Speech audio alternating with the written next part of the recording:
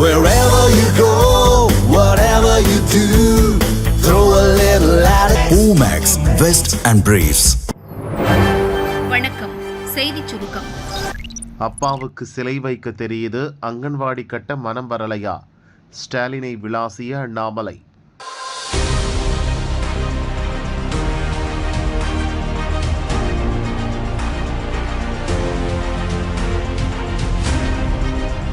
வேலூர் மாவட்டம் பேரணாம்பட்டு சாலைப்பேட்டை பகுதியை சேர்ந்தவர் சூரியகலா. இவருக்கு சொந்தமான கட்டடத்தில் அங்கன்வாடி மையம் வாடகைக்கு செயல்பட்டு வந்தது. இங்கு 30க்கும் மேற்பட்ட குழந்தைகள் படித்து வருகின்றனர். கொட்டி தீர்த்த கனமழையால் இன்று அதிகாலை அங்கன்வாடி மையத்தின் ஒரு பக்க சுவர் இடிந்து விழுந்தது. அதிகாலை நேரத்தில் யாரும் இல்லாததால் அசம்பாவிதம் தவிர்க்கப்பட்டது. இது பற்றி வருவாய்த்துறையினர் விசாரணை நடத்தி வருகின்றனர். இந்த சம்பவத்துக்கு அண்ணாமலை கண்டனம் தெரிவித்துள்ளார். அறிக்கையில் அவர் கூறியிருப்பதாவது: தமிழகம் முழுதும் 7441 அங்கன்வாடி மையங்கள் தனியார் கட்டடங்களில் இயங்கி வருகின்றன.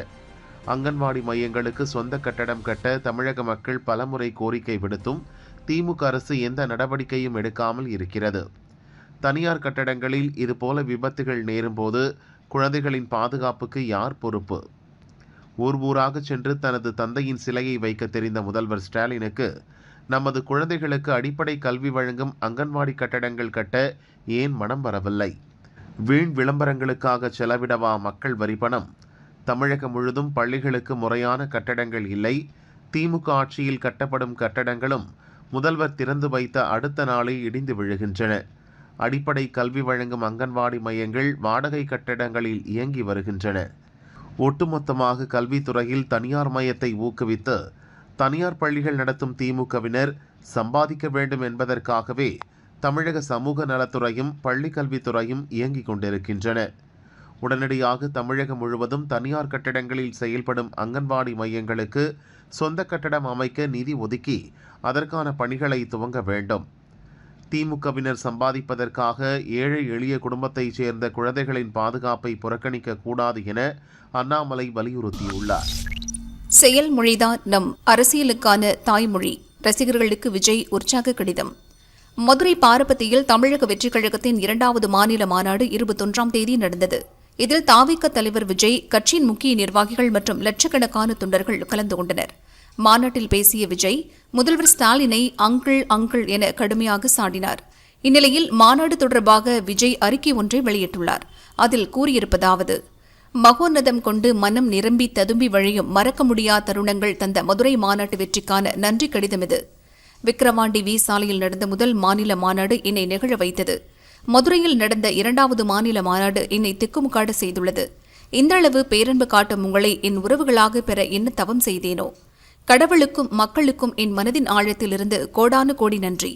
சங்கம் வைத்து தமிழ் வளர்த்த மதுரையில் 2வது மாநில மாநாட்டின் வெற்றி என்பது உங்கள் ஒவ்வொருவரின் உழைப்பிலும் பங்களிப்பிலும் மட்டுமே சாத்தியமாக இருக்கிறது. மதுரையில் கடல் வந்து புகுந்தது போல இருந்தது நம் மாநாட்டு காட்சி.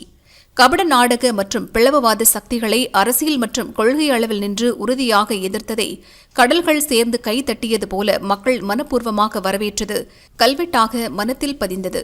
இது நம் அரசியல் மற்றும் கொள்கை வழி பயணத்தை இன்னும் ஆழமாகவும் அகலமாகவும் அடர்த்தியாகவும் ஆக்கியுள்ளது.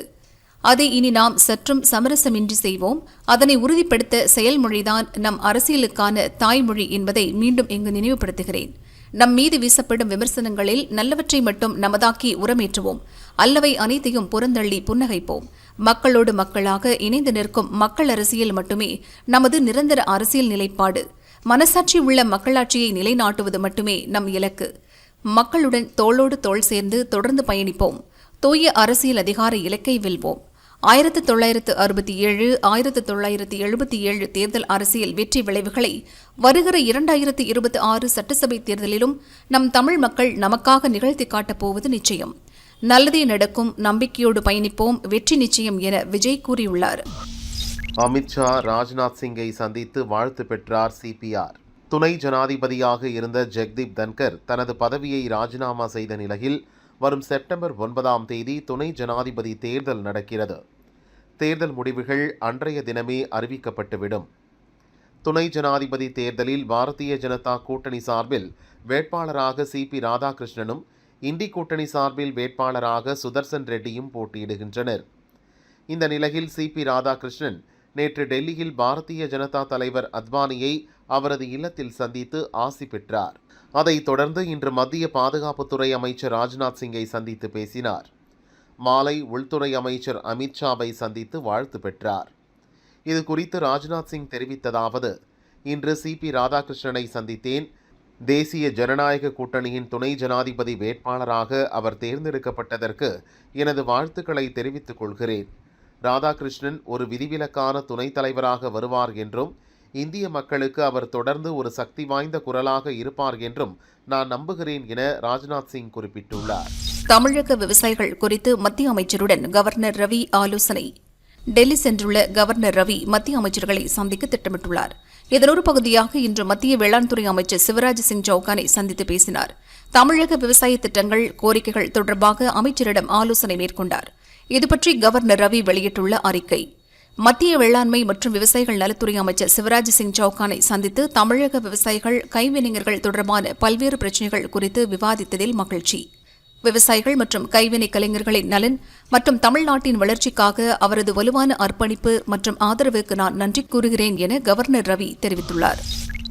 டிரம்பின் வெளியுறவு அணுகுமுறை இந்தியாவுக்கு ஒரு புதிய அனுபவம். ஜெய்சங்கர் சொல்ல வருவது என்ன? We will impose a 25% tariff.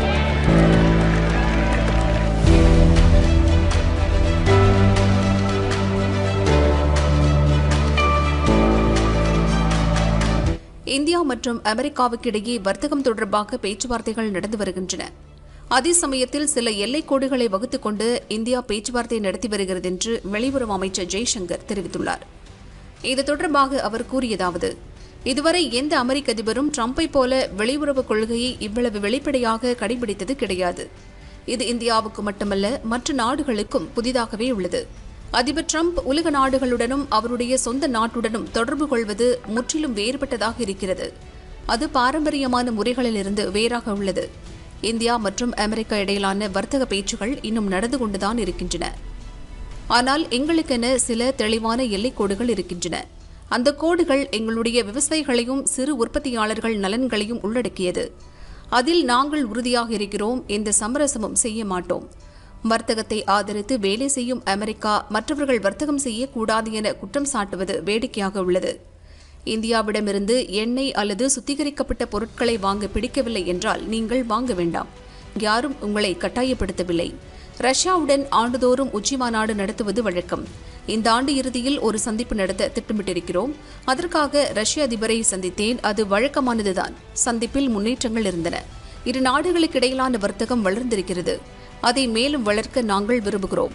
அது பற்றி ரஷ்ய அதிபருடன் பேசினேன் என ஜெய்சங்கர் கூறினார். வட மாநிலங்களை புரட்டி போடும் கனமழை. உத்தராகண்டில் மீண்டும் மேக வெடிப்பு.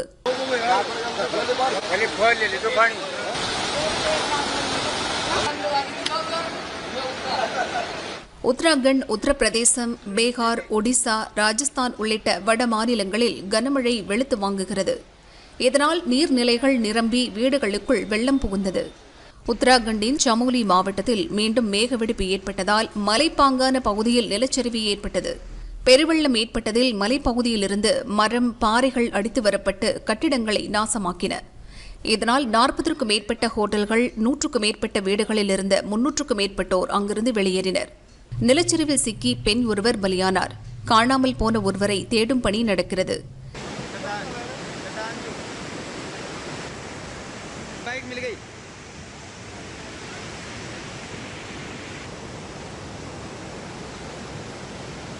பீகாரின் போத்கயா மற்றும் அண்டை மாநிலமான ஜார்க்கண்டில் பெய்த மழையால் முகானி நதியில் வெள்ளம் கரைபுரண்டு ஓடுகிறது. வீடுகளுக்குள் தண்ணீர் புகுந்ததால் மக்களின் இயல்பு வாழ்க்கை பாதிக்கப்பட்டுள்ளது. சாலைகள் வெள்ளத்தில் மூழ்கியதால் போக்குவரத்து பாதிக்கப்பட்டுள்ளது. பீகாரில் லோகி நதியில் ஏற்பட்ட வெள்ளத்தால் நாலந்தா மாவட்டத்தில் இயல்பு வாழ்க்கை பாதிக்கப்பட்டுள்ளது.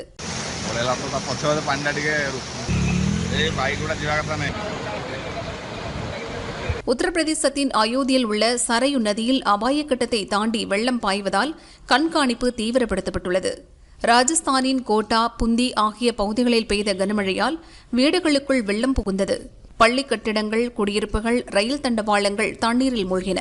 குஜராத்தின் சில மாவட்டங்களிலும் கனமழை வெளுத்து வாங்குகிறது. ஒடிசாவின் சாம்கோய் நதியில் ஏற்பட்ட வெள்ளத்தால் சுற்றியுள்ள 13 பஞ்சாயத்துகள் நீரில் மூழ்கின.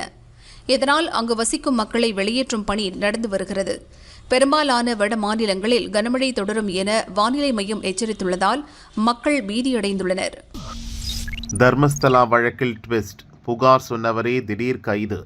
பலாத்காரம் செய்து பெண்கள் புதைப்பு வழக்கில் திருப்பம். கர்நாடகாவின் தட்சிண கன்னடா மாவட்டம் தர்மஸ்தலாவில் புகழ்பெற்ற மஞ்சுநாதர் கோயில் உள்ளது.